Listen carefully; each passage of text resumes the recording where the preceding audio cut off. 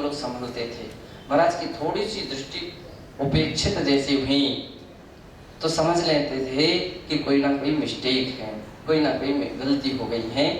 मान लीजिए और आचार्य श्री को तो हमारी बहुत पूरी प्रकट में आ जाती थी, बात समझ में आ जाती थी।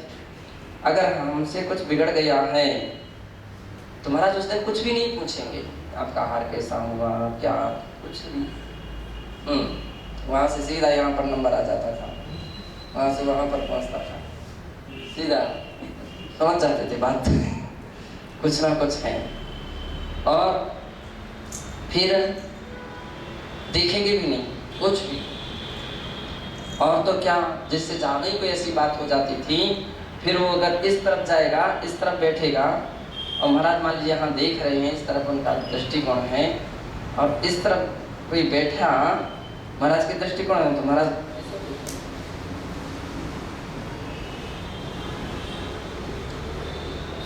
यही उनकी डांट से भी अधिक मान लीजिए दंड हम लोगों को महसूस करते थे, केवल इतने से। और तो क्या, फिर वो बातें सुनती रहती थी जब तक महाराज फ्रेश ना हो जाएं, तब तक क्या गलती हो गई, क्या मिस्टेक हो गई, इनसे पूछते थे, उनसे पूछते थे, किसी से पूछते थे, विचार करते थे, चिंतन करते थे। महाराज के पास जाकर के अवसर पर सब अपनी अपनी बातें सुनाते थे। महाराज श्री हमसे कोई ये पुस्तक बिना पूछे ले ली थी, मिस्टेक हो गई। और महाराज श्री ये पानी का मंडल का पानी बिना पूछे ले दिया। उनके पास बैठने के लिए चले गए थे, उनके यहाँ बैठ कर के चर्चा कर रहे थे, अपने स्थान से उठ करके गए थे।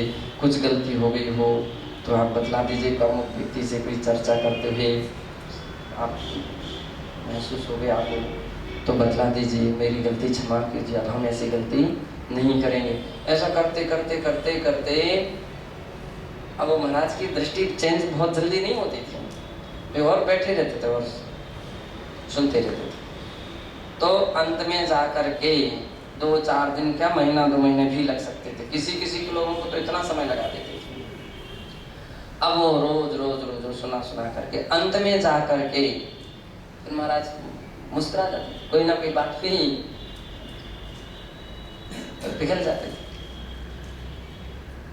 अब ऐसी गलती नहीं होना चाहिए, प्रायश्चित लीजिए या जो भी उनको कहना हो, फिर उस बार से समझाते थे, बतलाते थे। तो एक बार महाराज फ्रेश थे, खुश थे, तो मैंने महाराज के पास जाकर के प्रार्थना की। खुश थे महाराज, तो बड़े अच्छे आनंद। तो मैंने महाराज से कहा कि महाराज श्री अब तो हम लोगों को बतला दिया करो कि आपने गलती करी है, तो हम सुधार कर लेंगे। अब आप इतने दिन तक बतलाते नहीं हो और कुछ बोलते भी नहीं, सब कुछ, तो हम लोगों की तो सारी चर्या कैसी हो जाती है, ना तो आहार हो पाता है और ना कोई क्रिया हो पाती है, वही सारी बातें घूमती रहती है। महाराज के ठीक है। महाराज बोले देखो, मैं अगर एक गलती में ही बात बतला दूं तो वहीं तक रह जाएगी, मुझे क्या मालूम कि तुम्हारे पास 10 गलती और की है। हमारे इस कंट्रोल से 10 गलतियां भी तुम्हारी उभरती हैं और सुधार उसमें हो जाता है। तो इसलिए बोलते थे, बतलाते बहुत कम बतलाते थे। आमतौर पर महाराज की स्थिति थी, बतलाते बहुत कम थे लेकिन चेंज बहुत जल्दी हो जाते। कोई ऐसा प्रसंग आ जाए तो चेंज हो जाती थी। तो अच्छी बात है कि भाई ठीक है, कम से कम डांटने का प्रसंग तो ना आ पाए, इसके पहले अपन को पहुंच जाना चाहिए। महाराज ने कभी थोड़ा सा किसी को बोला, महाराज पहले से सतर्क हो जाते थे, धक्का धक होने लगता, कुछ ना कुछ बात क्या हो गई है ना। तो उस प्रकार के प्रसंगों को कभी अवसर हम लोगों ने आचार्य श्री को ऐसा नहीं दिया कि उनको मान लीजिए कोई ज़्यादा परेशान डांटना पड़े, उनको ज़्यादा गुस्सा होना पड़े, क्रोधित होना पड़े, कुछ नहीं प्रसंग देते थे। लेकिन हाँ, ऐसा भी नहीं कि सभी ऐसे ही होते थे।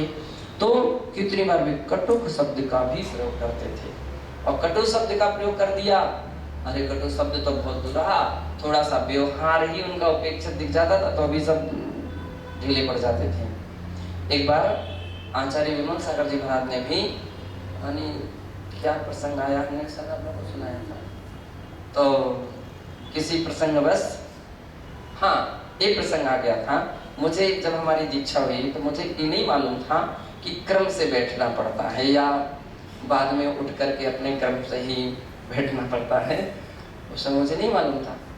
तो मैं आचार्य श्री निकले तो मैं उनके तुरंत भरत सागर भी, और हम निकल गए उनके साथ। अन्य महाराज लोग थोड़ी देरी से आए, अब वो प्रवचन वगैरह सब शुरू हो गया। हम तो अब एक सौ भरत सागर बैठ गए, मैं बैठ गया। एक महाराज आए, उठो। मन ही मन में सोचा कि किससे महाराज है, ऐसा बोलते उठो, अपने नंबर पर बैठो, हमारे स्थान खाली करो। दो विकल्प थे, एक तो ये थे कि उठ करके अपने स्थान पर बैठ जाएं, और दूसरा ये था कि हम तो पहले से आकर के बैठे, लेट आप आए तो आप साइड में बैठो।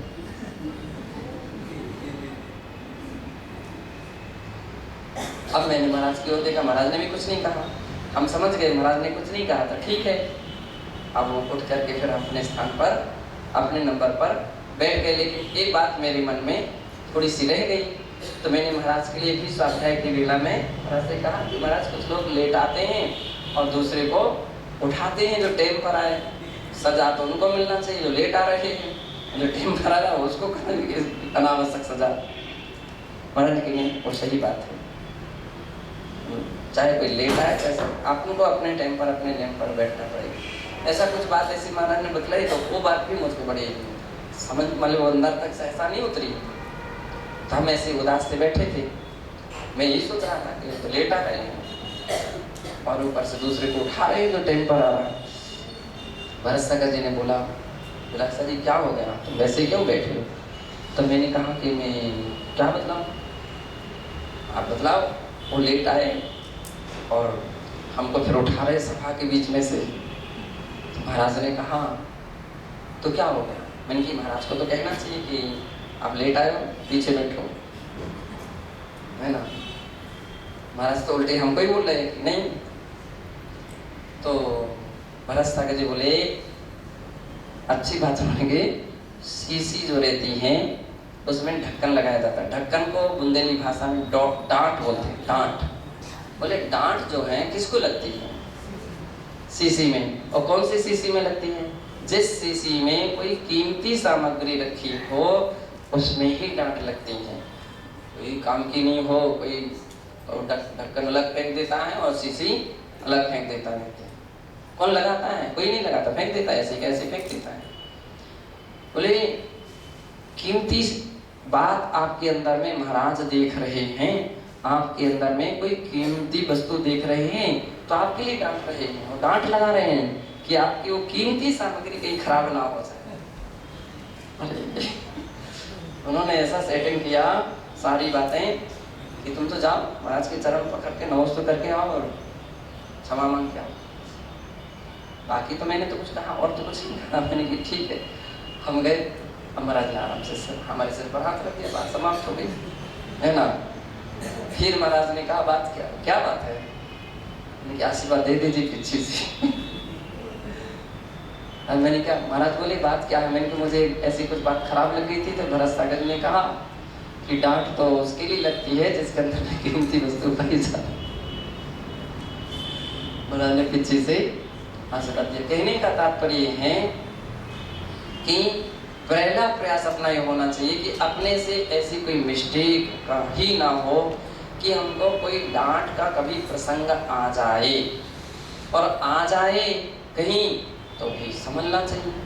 अपन को अपने विषय में महसूस करना चाहिए कि देखो हमारी कितनी प्रमाद रहा, हमारी कितनी मिस्टेक रही कि हम कभी ऐसे प्रसंगों को इशारा और संकेत और उचित अनुचित का विवेक नहीं रख पाए, समझ नहीं पाए, और आज ऐसा हमको कहना पड़ा है। ये अपनी मिस्टेक है, उसके विषय में पश्चाताप करना चाहिए। तो आचार्य महाराज कहें कटुकम, अगर गुरुजन कटुक भी बोले, कटुक शब्द भी बोले थे, अब गुरु तो गुरु हैं। कितनी बार ऐसा रहता है किसी पर उतरते हैं, किसी की किसी पर उतर जाती हैं। एक को डांट रहे हैं, कुछ भी कंट्रोल कर रहे हैं, उसी मौके पर दूसरा जाए महाराज श्री हमारा एक प्रश्न है, हमारा चलो बैठो साहब, अरे मेरी अभी समाधान कर दो। तुम एक बार कह दिया ना बैठो पहले बाद में करना, महाराज फिर हमारे समय नहीं, फिर हमारे लिए ग्रंथ छूटे। तो कई बार ऐसे प्रसंग आ जाते हैं कि तीसरे के ऊपर भी गुजर जाते हैं। अब कोई अरे हमने क्या बिगाड़ा था, हमने क्या कहा, हमने क्या किया था, तुमने तो कुछ नहीं किया था, लेकिन तुम बीच में फंस क्यों गए तुमने? तो बीच में नहीं जाना चाहिए था, नहीं, थोड़ा समझदारी से काम करना चाहिए। कटुगम औषधम, औषधि जो रहती हैं कैसे कि अगर जिस व्यक्ति के लिए पित्त जल हो जाना है तो पित्त जल वालों के लिए कड़क और कटुक औषधि दी जाती है, कड़वी औषधि दी जाती है। चिरायता, सुदर्शन का चूर्ण, सब कड़क कड़क कड़वे कड़वे, नाय की पत्ती, सनाए की पत्ती, हाँ, इतनी कड़वी होती है कि उसको लेना बड़ा कठिन होता है, लेकिन बिना उसके वो ज्वर ठीक नहीं हो सकता। तो कह रहे हैं कड़वम ओसहंतम महर विवायम हवदी तस्य, उसका विपाक कालांतर में मधुर ही होता। उस समय में कटुक जरूर लग रही है, लेकिन कालांतर में उसका विपाक कैसा रहेगा? विपाक यानी उसका फल अच्छा रहेगा, व्यक्ति स्वस्थ हो जाएगा। अरे कड़वी वस्तु नहीं, कड़वी दवाई नहीं ले सकते, नहीं ले सकोगे तो फिर तकलीफ बनी रहेगी। थोड़ा फुंसी हो जाते हैं तो जब वो परिपूर्ण पकने के लिए आ जाते हैं तो उसका पक जाते हैं तो उसका सब मवाद निकाली जाती है। अब उस समय तो बड़ा कठोर व्यक्ति भी चाहिए और या तो सहनशील भी चाहिए, दोनों चाहिए। अब नहीं निकलवाओगे तो फिर वो काफी समय लगा लेगा, जब तक उसका पूरा मवाद नहीं निकल जाएगी तब तक वो घाव भर नहीं सकता है, सही नहीं हो सकता है। तो कटुक औषधि जो है वो उस समय तो जरूर कटुक लगती हैं, लेकिन उसका विपाक बहुत अच्छा रहता है। उसी प्रकार से गुरुओं के कटुक वचन भी, कठोर वचन भी तत्क्षण जरूर खराब लगते हैं, लेकिन वे प्राणी के लिए हितकारी होते हैं, बहुत बड़े हितकारी होते हैं। तो ऐसा जानना चाहिए। इतना सा और लगेगा या च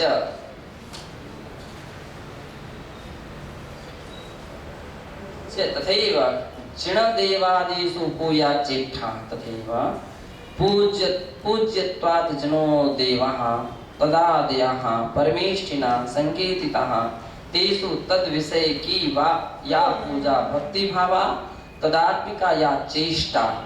अरे उसी प्रकार से पूज्यत्वात् जिनो देवः, पूज्य होने से जो जिनेंद्र भगवान हैं वे, और तद आदयः उनको आदि लेकर के परमेष्ठिना जितने भी परमेष्ठि हैं संकेतितः, है ना, उसके द्वारा संकेतित किए गए। कभी भी ऐसा नहीं सोचना चाहिए कोई मुनि महाराज साधारण साधु हैं, ये बूढ़े हैं, अनपढ़ नहीं। साधु तो साधु हैं, परमेष्ठि हैं, सबकी विनय, सबका आदर, सबका सम्मान अपन को यथाविधि रखना चाहिए। यथाविधि ये तो होते ही रहना चाहिए। कर्तव्यनिष्ठ है, आगमचर्या वाले हैं और अच्छी तरह से भवभीरू हैं, उनका पूरा आदर सम्मान पूरा रखना चाहिए। भूल से भी क्या बोलते हैं, हंसी मजाक में भी किसी भी संतों की, किसी भी मुनि मुद्रा की हंसी नहीं करना चाहिए। कभी भी उसका वो अनादर भाव अपने मन में भी नहीं आना चाहिए। तो आचार्य महाराज कह रहे हैं कि पूज्य होने से जिनदेव और उन आदि शब्द का प्रयोग किया। आदि तो आदि से क्या, परमेष्ठि, आचार्य भी हो सकते, उपाध्याय भी हो सकते, साधु भी हो सकते हैं, सिद्ध परमेष्ठि। तेषु तद विषय की वा या पूजा भक्ति भाव, उनकी तद विषय जो पूजा या भक्ति भाव है, तदात्मिका या चेष्टा, वह आत्मिक चेष्टा है, अंतरात्मा से की गई चेष्टा है। ऐसा का भवति, ऐसी जो हैं वह जो क्यों होती हैं, उच्चते स्वकायम हवे शुभ कायो योगादि। तो वह चेष्टा कैसे होती है, शुभ कार्य होती, ऐसी जो प्रवृत्ति होती है, हाथ जोड़ने के भाव, नमस्कार करने के भाव उनके उच्चासन दे करके अपने स्वयं को नीचे बैठने के भाव, पीछे चलने के भाव, बगल में चलने के भाव, ये जो भाव होते हैं ये सुख काय चेष्टा है, ये काय चेष्टा है। इससे व्यक्ति का हृदय, व्यक्ति का मन मापा जाता है बाह्यचर्याओं से कि व्यक्ति का हृदय कितना पवित्र है, उसका आत्मा कितनी निर्मल है। तो अपने लिए इन सारी बातों का यथा समय पूरा ध्यान रखना चाहिए। इसी बात का आगे विस्तार किया जाए।